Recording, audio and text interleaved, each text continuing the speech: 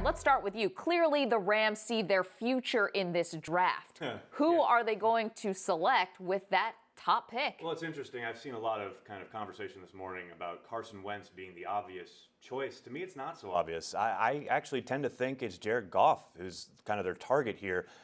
To me, you take Wentz, and he's got measurables. He can make all the throws, so to speak, but look at the level of competition. I can't imagine this kid going from where he's been to facing the Legion of Boom twice a year, to facing the Arizona Cardinals twice a year, the team that blitzed more than any other team in the league. All of a sudden, you're going to throw him in the fire.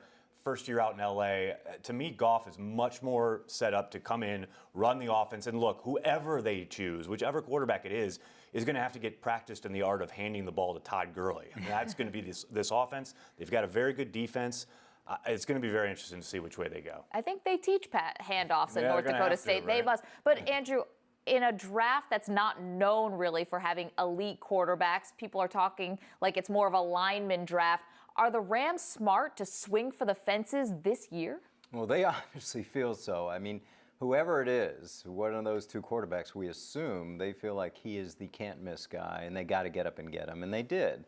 I am of the opinion, as Aaron knows from my Packer days, more picks rather than less. I mean, you want to mask the buckshot approach, get as many as you can, which the Titans have. And the Titans control the draft, and I'm a believer that they're the victors of this trade, just like the Rams were when you set it up what they do with the Redskins years ago.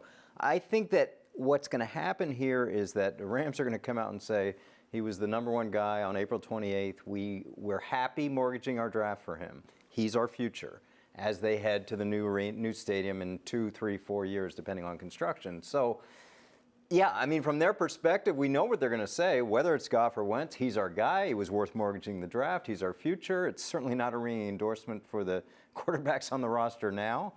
But to me, the Titans come out the winner here. Yeah, we're just not sure exactly who that guy is. Yeah. But, you know, Andrew. But they know. They know. But you made a point there about the fact that the Rams are going to have to wait a little bit before they get into their state-of-the-art billion-dollar stadium. Do they need the face of their franchise right now, or can he have a little wiggle room before they kind of have the big unveiling and all that? Yeah, and I think on that, the fact he's a young guy building, maybe that does make some sense. When we heard rumors about Peyton Manning, I'm like, that's not happening.